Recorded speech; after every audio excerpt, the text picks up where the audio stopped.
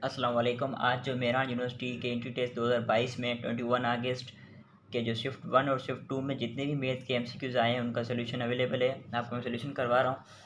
First MCQs हमारे पास given है। मैं वीडियो बना रहा था बीच में, लेकिन किसी वजह से वीडियो कट करनी पड़ी, इसलिए ये समझाया हुआ है। फर्स्ट एमसीक्यूज़ हमारे पास है वो चीज़ सिमिलर वैल्यू। किसकी सिमिलर वैल्यू? ऑप्शन ए में हमें गिवन है 1/5 रेडिकल 5, बी में हमारे पास है 1/रेडिकल 5, सी में हमारे पास 1/5 और डी में हमारे पास रेडिकल 5। तो जो सबसे सिमिलर वैल्यू होगी वो 1/5 रेडिकल 5 की होगी। और इसी तरह हमारे एमसीक्यू नंबर 2 में है 1+2n की सीक्वेंस बतानी है। मैं कल से भी मेरी वीडियो में यही कहता हुआ आ रहा हूँ बच्चों को कि अगर इस टाइप के क्वेश्चन हैं तो आप उनमें ऑप्शन पुट करके देखें। जो आपको ऑप्शन गिवन है उससे आपकी जो सीक्वेंस सेटिस्फाइड हो जा रही है तो वही आपका आंसर होगा। अगर ए से हो रही है तो ए होगा, बी से हो रही है तो बी से होगा। अगर इस तरह नहीं हो रहा तो इस एन की जगह 1 पुट करके देखें, फिर 2 पुट करके देखें, फिर 3 पुट करके देखें, आपका सॉल्यूशन इजीली हो जाएगा। ये ऑप्शंस पे डिपेंड करता है कि आपको वहाँ ऑप्शन किस टाइप के गिवन है। और इसी तरह हमारे एमसीक्यू नंबर 3 में है एड जॉइंट बताना है इसका। मैंने मेट्रिसेस की पूरी वीडियो बनाई हुई है। मेट्रिसेस चैप्टर के जितने भी इंपॉर्टेंट है एड जॉइंट निकालने के तरीके, इन्वर्स, डिटर्मिनेंट, ये मैंने वीडियो बनाई हुई है। म्यूट की प्लेलिस्ट में आपको मिल जाएगी, आप वहाँ से भी देख सकते हैं। एड जॉइंट में हमें ये करना होता है कि इन दोनों की डायगोनल एलिमेंट की हम प्लेस चेंज करेंगे। यहाँ पर 2 है तो 1 हो जाएगा, यहाँ पर 1 है तो 2 हो जाएगा। और ये जो हैं इनकी हम साइन चेंज करेंगे। ये -3 था, ये +3 हो गया। ये 5 प्लस का था, ये माइनस का हो गया। ये ठीक है, ये बात समझ आ गई। आगे चलते हैं। आगे हमारे पास एमसीक्यू नंबर 4 में है कि मल्टीप्लिकेशन मैट्रिक्स। ये क्वेश्चन आया है। क्वेश्चन एग्जैक्ट नहीं मिल पाया बच्चों से, लेकिन बच्चों ने ये बताया कि सर मल्टीप्लिकेशन का क्वेश्चन था। मल्टीप्लिकेशन का क्वेश्चन अगर हो तो उसमें आपको 2 मैट्रिसेस गिवन होंगी। आपने उसमें फर्स्ट का कॉलम और सेकंड का रो अगर वो दोनों सेम है, जैसे यहाँ पर देखो फर्स्ट का कॉलम 2 है, सेकंड की रो 2 है। यहाँ पर फर्स्ट कॉलम और सेकंड रो दोनों सेम है। जब फर्स्ट की कॉलम और सेकंड की रो सेम होगी तब मल्टीप्लिकेशन पॉसिबल है, अदरवाइज पॉसिबल नहीं है। तो ये देख लेना, अगर यहाँ पर जिस टाइप का क्वेश्चन गिवन हो उसमें आपको मैट्रिसेस का फर्स्ट में कॉलम और सेकंड में रो इक्वल हैं, दोनों सेम हैं, तो इनका मल्टीप्लिकेशन पॉसिबल है, अदरवाइज पॉसिबल नहीं है। इसी तरह हमारे पास इंटीग्रेशन का इसके एमसीक्यू आया है। MCQ number 5 integration cos x upon sin x। तो ये हमारे पास कोट एक्स का जो इंटीग्रेशन होता है उसके इक्वल है इसका आंसर। कोट एक्स का इंटीग्रेशन हमारे पास क्या होता है? ln sin x प्लस सी। अगर इसको मैं सोल्व करूँ तो जो sin x है इसको सपोज कर इक्वल कर दिया u के इक्वल, और डी यू cos x को cos x डी यू को डी यू के इक्वल कर दिया। यहाँ पर 1/u डी यू, ये पूरा D x cos x D x हमारे पास इक्वल था डी यू के, डी यू लिख दिया 1/u। तो इसका सोल्यूशन करेंगे तो इसका आंसर आएगा ln sin x प्लस सी। तो ये इस तरह होगा। इस तरह आगे हमारे पास एमसीक्यूज आ जाता है। ये प्रॉब्लम, ये इसकी फार्मूलाज हैं ट्रिग्नोमेट्रिक्स के। जितने भी फार्मूलाज अभी भी आप टाइम है, जिन बच्चों का हो गया है अच्छा है, उम्मीद है उनका अच्छा हुआ होगा। जिनका अभी टेस्ट रहता है वो ट्रिग्नोमेट्री के जितने भी फार्मूलाज हैं उनको अच्छे से देख ले, वही आते हैं same as it is. Tan alpha minus beta का फार्मूला हमारे पास पूछा गया आज। Tan alpha minus tan beta upon 1 plus tan alpha tan beta. और टेन अल्फ़ा प्लस बीटा का भी फार्मूला आज पूछा गया, tan alpha plus tan beta upon 1 minus tan alpha tan beta. इस तरह ये आगे हम चलते हैं। आगे हमारे पास एमसीक्यू नंबर 8 में हमें पीरियड पूछा है। 10x/5 का पीरियड पूछा है। टेन और कोट का हमारे पास पीरियड होता है पाई, और बाकी जितने भी है साइन कोस उनका पीरियड होता है 2 पाई। यहाँ पर 10x5 का पीरियड पूछा है तो 10x5 का पीरियड है हमारे पास 5। 10 का हमारे पास पीरियड होता है 5। यहाँ पर 5 ये मल्टीप्लाई डिवाइड हो रहा है, सॉरी उस साइड जाएगा तो मल्टीप्लाई होगा, ये हो जाएगा 5 पाई इसका आंसर। इसी तरह हमारे पास 9 एमसीक्यूज में 540 कन्वर्ट इनटू रेडियन, 540 को रेडियन में कन्वर्ट करना है। 540 को रेडियन में कन्वर्ट करने के लिए हम यहाँ पर दोबारा समझा देता हूँ आपको। लिख देंगे 540 मल्टीप्लाई पाई अपॉन 180। 0 से 0 कैंसिल, 1 3 दा 54, 180 ना 3, तो इसका आंसर आएगा 3 पाई। ठीक है, क्वेश्चन नंबर 9 का आंसर आएगा 3 पाई। इसी तरह हमारे पास एमसीक्यू नंबर 10 में है 2 coins toss simultaneously probability for tail. 2 coin है, हमको हम टॉस करते हैं तो फर्स्ट ऑप्शन हमारे पास है कि हेड हेड आ जाए, सेकंड है कि हेड टेल आ जाए, थर्ड है हमारे पास टेल हेड आ जाए, फोर्थ में हमारे पास है टेल टेल। इसमें बताना है फॉर टेल, टेल कितने में आ रही है। देखो यहाँ पर इसमें भी टेल आ रही है, इसमें भी टेल आ रही है, इसमें भी टेल आ रही है। बच कौन सा गया? ये हमारे पास 4 टोटल थे, तो चांस कितने आने के? 3/4। तो ये इसका आंसर होगा। इसी तरह परम्यूटेशन के क्वेश्चन आए थे, परम्यूटेशन के क्वेश्चन देख लेना, मैंने यहाँ पे लिखे नहीं है, सॉरी भूल गया। परम्यूटेशन के जितने भी क्वेश्चन हैं आप देख लेना उनको। और इसी तरह हमारे पास MCQ नंबर 12 में है, हमें पीरियड बताना है cos 6x का पीरियड बताना है। cos 6x का मैंने आपको बताया कि tan और cot का हमारे पास पाई होता है, बाकी जितने भी है उनका 2 पाई होता है, ये 2 पाई। यहाँ पर ये 6 मल्टीप्लाई हो रहा है, उस साइड जाएगा तो डिवाइड होगा, तो इसका हो जाएगा ये यहाँ पर cos 6x यहाँ पर मल्टीप्लाई हो रहा था, उस साइड जाएगा तो डिवाइड होगा, 2 पाई अपॉन 6 1/3, तो इसका आंसर आएगा 1/π/3, सॉरी इसका आंसर आएगा π/3। देखो यहाँ पर 2 ये मल्टीप्लाई हो रहा था, उस साइड जाकर डिवाइड होगा, तो 2 पाई से अगर 6 डिवाइड होगा तो 1/3 था, तो आंसर आएगा π/3। पीरियड ऑफ cos 6x का आंसर होगा π/3। इसी तरह आगे हमारे पास चलते हैं, MCQ नंबर 13 में है। MCQ 13 में देखें का सोल्यूशन देख लें आप, दिख रहा है हाँ सही। MCQ 13 का सोल्यूशन है, आपको पता है कि ये हमारे पास cos एक स्क्वायर x होता है equal 1 plus cot x square के, ठीक है।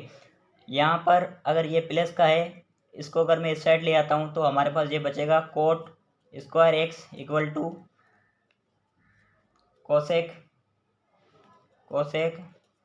स्क्वायर एक्स, ये प्लस का उस साइड जाएगा तो माइनस का एक्स, ठीक है। अब देखो, अब मैं इसको इस तरह भी लिख सकता हूँ ना, मैंने जगह कम छोड़ी, चलें इसको मैं इस तरह भी लिख सकता हूँ ना, ये कोट एक्स इसके इक्वल हो गया, तो cot square x dx equal to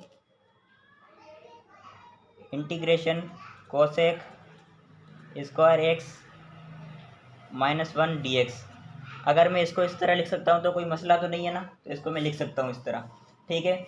यहाँ पे जगह नहीं है, इसको मैं आगे यहाँ कंटिन्यू कर रहा हूँ, यहाँ से देख लेना। देखो cot square x dx equal to cosec square -1 dx, इसको हम इस तरह लिख सकते हैं, तो कोई मसला नहीं है। अब इसको मैं इनकी इंटीग्रेशन सेपरेट कर देता हूँ। इंटीग्रेशन कैसे सेपरेट करूँगा, इसको इस तरह कर दूँगा, cosec square x dx -1 dx, ठीक है। कोसेक स्क्वायर का आपको पता है इंटीग्रेशन क्या होता है, माइनस कोट एक्स, और यहाँ पर ये माइनस और 1 का इंटीग्रेशन क्या होगा, एक्स, तो इसका आंसर क्या हो गया, minus cot X minus X plus C, ये इसका आंसर हो गया, ठीक है। बात समझ आ गई। इसी तरह हमारे पास आगे चलते हैं, आगे हमारे पास MCQ है 14, सेंटर की डेफिनेशन पूछिए। सेंटर की डेफिनेशन क्या है, the centre of circle is the centre point in the circle from which all distance to point on the circle are equal. यहाँ पर सारे पॉइंट का डिस्टेंस इक्वल हो जाए उसे कहा जाता है सेंटर की डेफिनेशन, सेंटर ऑफ सर्कल, और इसको सेंटर ऑफ सर्कल को also called focus of circle भी कहा जाता है। इसी तरह MCQ नंबर 15 में हमें है the set 1 -1 iota minus iota इस ग्रुप विद रिस्पेक्ट टू, तो ये मल्टीप्लिकेशन की रिस्पेक्ट से ये ग्रुप का क्वेश्चन है, चैप्टर नंबर 5। इसी तरह हमारे पास MCQ नंबर 16 में है, if 2 coins are toss simultaneously then what is probability of same face. अगर 2 कॉइन है, इनको मैं टॉस करता हूँ तो पहले तो चांस है कि हेड हेड आ जाए, दूसरे में चांस है कि हेड टेल आ जाए, तीसरे में है कि टेल हेड आ जाए, चौथे में है कि टेल टेल आ जाए। सेम फेस किस में आ रहे हैं, देखो एक इसमें आ रहे हैं HH और एक इसमें आ रहे हैं TT, ये दोनों तो सेम नहीं आ रहे ना, तो हमारे पास आंसर क्या हो जाएगा 2/4, 1 एंड 2, तो इसका आंसर क्या आएगा 1/2, तो ऑप्शन बी इज करेक्ट। इसी तरह हमारे पास MCQ नंबर 17 में है डेरिवेटिव ऑफ एक्स का डेरिवेटिव क्या होता है, डेरिवेटिव में क्या करते हैं माइनस करते हैं, तो एक्स का डेरिवेटिव क्या आ जाएगा 1। अगर इंटीग्रेशन पूछता है एक्स का, तो एक्स का इंटीग्रेशन होता है x²/2, ठीक है। इसी तरह हमारे पास MCQ नंबर 18 में है कोरेज what is permutation if word start with letter R. अगर लेटर आर से स्टार्ट हो रहा है तो देखो इसने कहा लेटर आर से, लेटर आर ये रहा, अगर वैसे हम इनको काउंट करते हैं तो 1 2 3 4 5 6 7 होते हैं, लेकिन इसने कहा लेटर आर से हो रहा है, तो मतलब इनका 6 का फैक्टोरियल होगा, 6 का फैक्टोरियल होगा। कोई वर्ड रिपीट नहीं हो रहा, सेम नहीं है, तो हम नीचे डिवाइड में नहीं लिखेंगे, आर से स्टार्ट हो रहा है, तो जब आर से स्टार्ट हो जाए तो वो मतलब आर ख़त्म हो जाता है, बाकी कितने बचेंगे 6 का फैक्टोरियल करेंगे तो आंसर आएगा 720। 6 का फैक्टोरियल आंसर आएगा 720। ठीक है, इसी बात को मैंने समझाने के लिए एक दूसरा एमसीक्यू लिया है, टीचर बीइंग विथ आर। अगर टीचर बीइंग विथ आर से हो रहा है, टीचर का वर्ड आर से स्टार्ट हो रहा है, तो जो आर था वो कट गया। बाकी हम काउंट करते हैं कि कितने बचे हमारे पास, 1 2 3 4 5 6 7, टोटल 7 थे, आर कट गया, बाकी कितने बचे 6। तो 6 का फैक्टोरियल। और अपान में यहाँ पर देखें, अगर कोई वर्ड सेम है तो उसका नीचे डिवाइड में करवाएंगे। देखें ई यहाँ पर 2 बार है तो 2 बार, और 6 का फैक्टोरियल हमें पता है क्या होता है 720। यहाँ पर 2 इसको डिवाइड करवाएंगे तो इसका आंसर आएगा 360। इस तरह के एमसीक्यू अगर आए तो देख लेना, मैं आपको समझा रहा हूँ। इसी तरह हमारे पास एमसीक्यू नंबर 20 में है 9 - 5 फाइंड द सीक्वेंस। ये वही तरह का एमसीक्यू है, इसको ऑप्शंस पुट करेंगे, इसमें ऑप्शंस पुट करें, ऑप्शन से आंसर वैलिड आ रहा है ठीक है, नहीं आ रहा तो n की जगह 1 रखें, 1 रखें, फिर 2 रखें, फिर 3 रखें। जहाँ आपका ऑप्शन सूटेबल हो रहा है, जहाँ आंसर क्लियर आ रहा है, वही आपका आंसर होगा। इसी तरह हमारे पास एमसीक्यू नंबर 21 में है 3x² - 4x + 2 = 0, what is nature of root. इनकी नेचर बतानी है। इसके लिए मैंने कॉन्सेप्ट नीचे लिखा है, if d = 0 roots real and equal. अगर d डिस्क्रिमिनेंट आ जाता है 0 के इक्वल, तो इसका रूट क्या होगा, रियल होगा और इक्वल होगा। अगर d से लेस 0 से लेस आ जाता है तो इसका आंसर होगा इमेजनरी और अनइक्वल। और d से अगर d 0 से ग्रेटर आ रहा है तो इसका आंसर होगा रियल एंड अनइक्वल। रियल में भी दो चीज़ें, एक होता है रिएशनल, एक होता है इरेशनल। रिएशनल वो होता है जिसका परफेक्ट स्क्वायर है, जैसे 4 का परफेक्ट स्क्वायर क्या होता है 2। और नॉन इरेशनल वो रिएशनल वो होते हैं जिसका नॉट परफेक्ट स्क्वायर, जिसका स्क्वायर परफेक्ट ना है, जैसे -8 है इसका परफेक्ट स्क्वायर नहीं है, तो ये इरेशनल है। इसका मैं सॉल्यूशन करवाता हूँ। हमारे पास इक्वेशन गिवन है 3x² - 4x + 2 = 0। हमारे पास फार्मूला गिवन है b² - 4ac। बी में कितना गिवन है -4 का स्क्वायर -4 फार्मूले का।